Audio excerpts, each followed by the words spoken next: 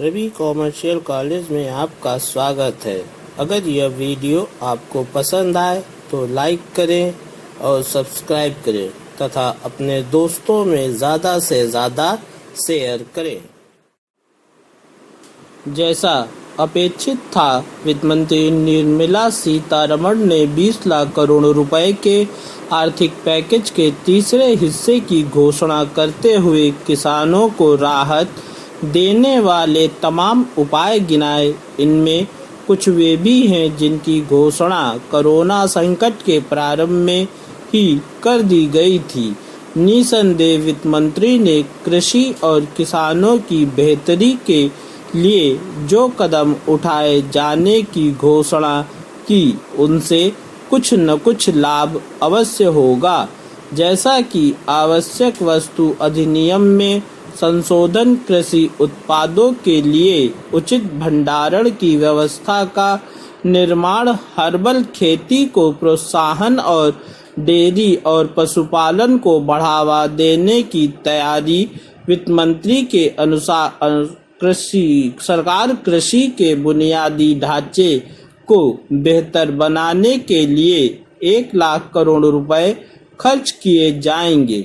इसके बावजूद यह सवाल तो उठेगा ही कि क्या इन सब उपायों से किसानों को तत्काल कोई राहत मिलने जा रही है, क्योंकि बुनियादी ढांचे का निर्माण रातों रात तो होने वाला नहीं। इसी तरह जो प्रशासनिक सुधार किए जाने हैं, उनका असर दिखने में भी समय लगेगा। इससे इनकार नहीं कि किसानों को पीएम किसान योजना से लाभ मिलने जा रहा है, जिसके तहत उनके खाते में 18,700 करोड़ रुपए जमा किए गए हैं। इसी तरह फसल बीमा योजना के दावों की पूर्ति से भी उन्हें राहत मिलेगी और उचित दाम पर कृषि उपज की खरीद से भी। लेकिन अन्य अनेक उपायों से तत्कालिक लाभ मिलने के आसार कम ही हैं। वास्तव में इसी कारण कृषि और किसानों पर केंद्रित पैकेज को लेकर भी वैसे ही सवाल उठ रहे हैं, जैसे 2 और पैकेज के तहत की गई घोषणाओं को लेकर उठे थे।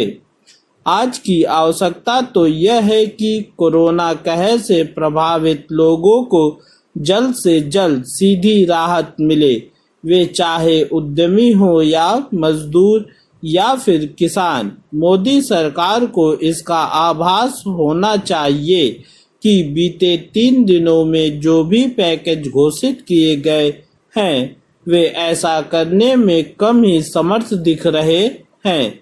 ये पैकेज बजट घोषणाओं सरीखे प्रतीत हो रहे हैं। ये पैकेज प्रभावित घटते वन क्षेत्र, जल की उपलब्धता और वन्य क्षेत्रों में मानव के बढ़ते हस्तक्षेप और अन्य कई कारणों से वन्यजीव मानव आबादी की ओर रुख करने लगे हैं। कई बार ये जनहानि पहुंचाते हैं तो अक्सर खुद भी मानव आक्रोश का शिकार होकर जान गंवा देते हैं। मानव वन्यजीव का यह संघर्ष लगातार बढ़ता ही जा रहा है। इधर बीच वन्यजीव एवं मनुष्यों के बीच संघर्ष की घटनाएं बढ़ी हैं। आबादी में घुसे इन हिंसक वन्यजीवों को पकड़ने के लिए या तो स्थानीय टीम बहुत देर से पहुंचती है या फिर विशेषज्ञ टीम को बुलवाना पड़ता है। उनके देर से पहुंचने के कारण मानव उन कारणों को समाप्त करना होगा जो वन्यजीवों को आबादी में भेज रहे हैं। इसके लिए न केवल जंगल में मानव हस्तक्षेप कम करना पड़ेगा, बल्कि जंगल में जीवों की शिकारियों से रक्षा, पर्याप्त जल की साल भर उपलब्धता, पौधारोपण कर जंगल की सघनता बढ़ाना, जंगल के बीच से सड़क मार्ग पर सीमित आवाजाही अथवा वैकल्पिक मार्ग तलाशना आदि कुछ ऐसे कारण हैं जिन पर ध्यान केंद्रित कर मानव वन्यजीव संघर्ष को काफी हद तक टाला जा सकता है। उम्मीद की जानी चाहिए कि भले ही अभी रैपिड रिस्पांस टीम का गठन किया जा रहा है, लेकिन निकट भविष्य में अन्य उपायों पर भी सरकार को ध्यान देना होगा। वन्यजीवों की सुरक्षा के लिए यह आवश्यक हो गया है। पूर्ण विराम।